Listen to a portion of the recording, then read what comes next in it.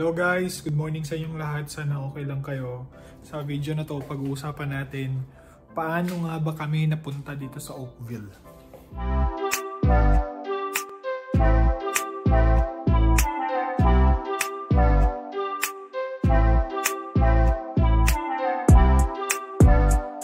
Backstory lang pala, dati kaming nakatira sa Brampton.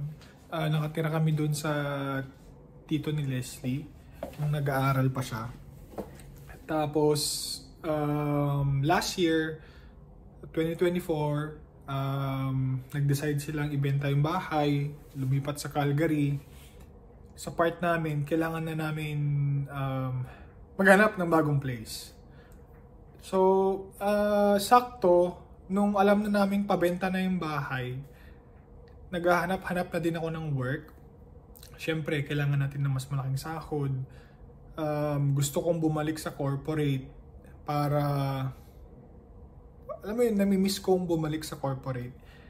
Luckily, na-offeran ako nung isang company sa Oakville, fintech company, na alam nyo naman yan sa mga vlog ko. Tapos, nung ano na yun, saktong-sakto, na-offeran din si Leslie ng work dyan sa downtown Toronto. Ang maganda sa work ni Leslie noon is once or twice a week lang silang pumapasok.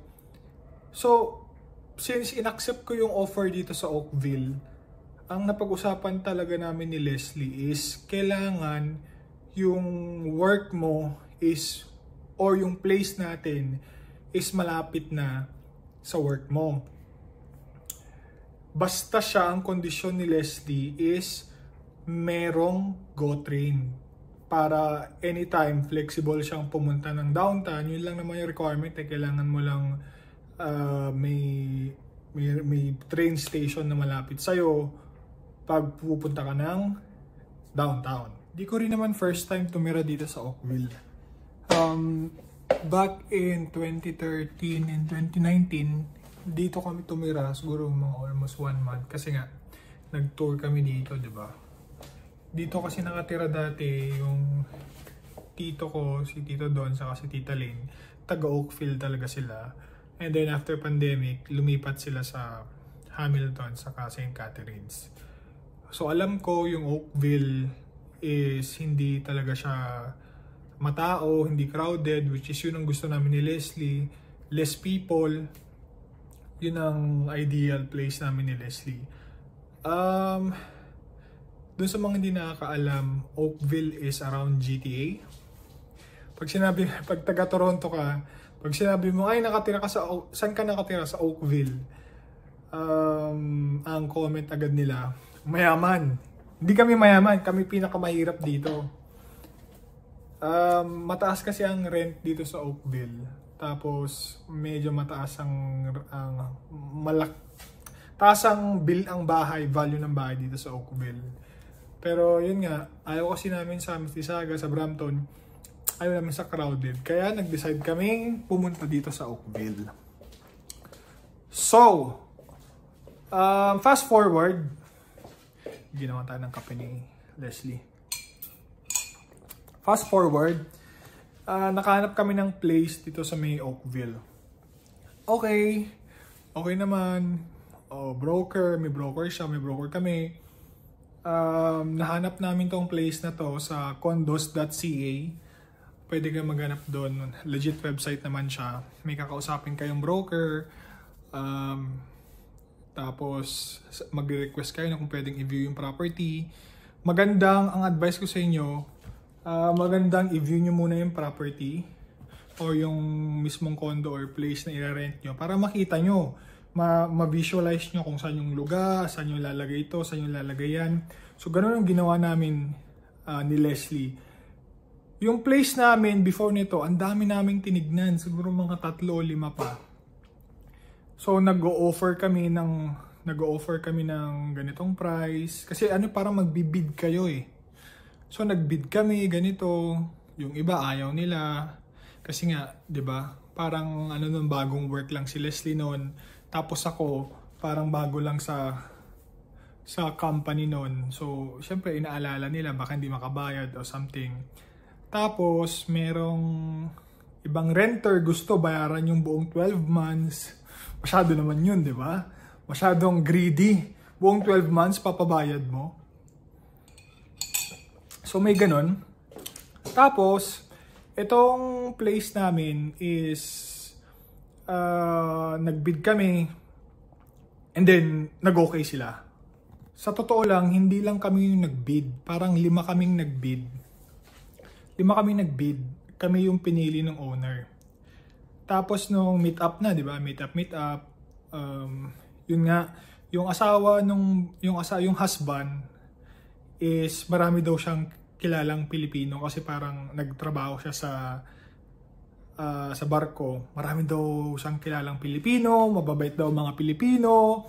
Gusto niya yung adobo, yung sisig, yun daw yung mga kare-kare, bulalo.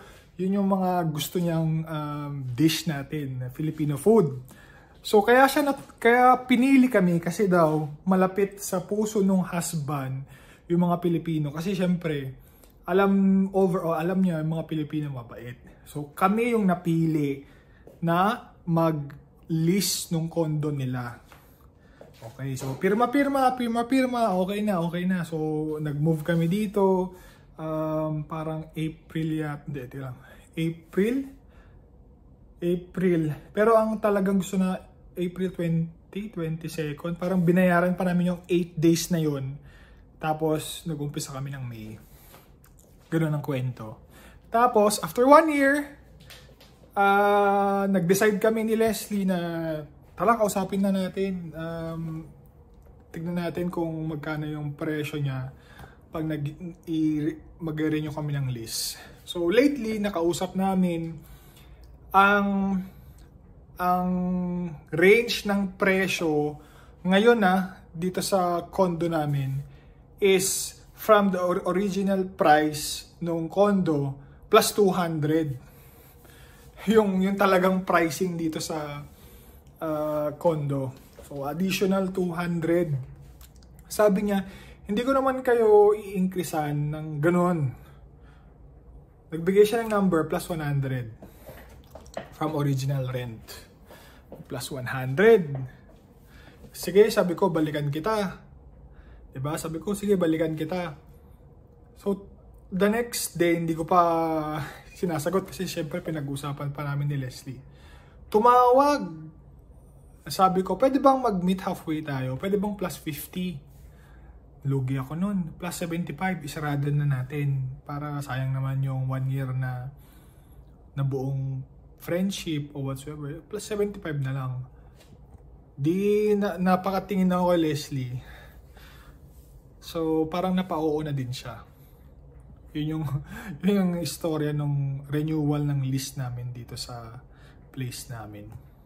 After nun, nag-costing kami.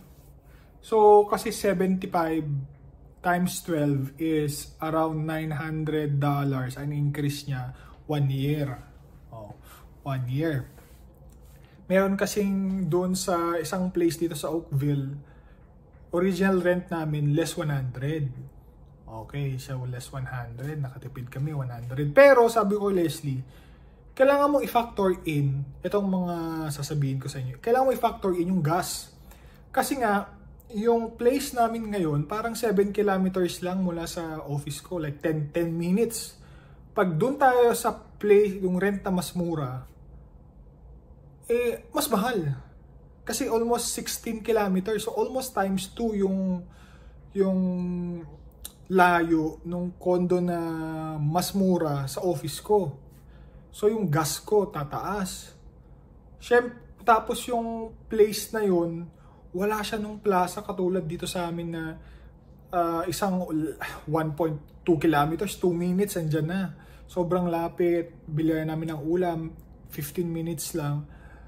So, i-consider mo yung gastos ko sa gas, yung check-up ni Austin, kung may bibilin tayo, pupunta tayo ng dentist.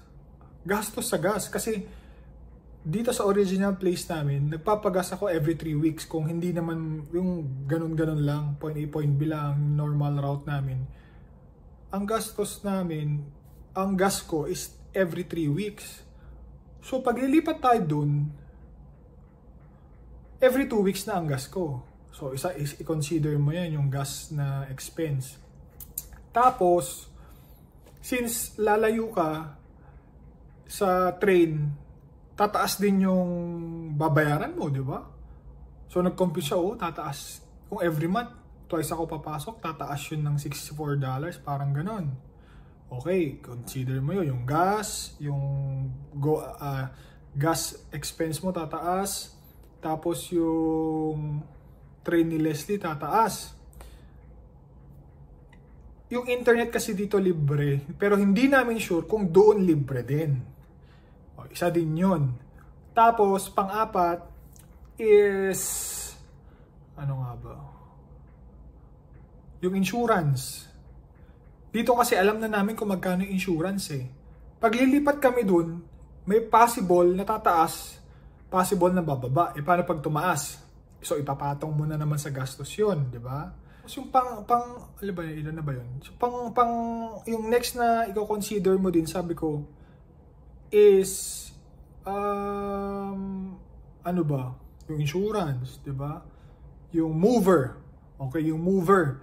Kasi, ang dami namin gamit, hindi ko kayang ilipat lahat yan, no? Sabi ko, talagang mag-hire ka ng mover. Ang estimate kong mover is nasa 300. Sobrang conservative yun. Di mo alam kasi marami kaming gamit eh.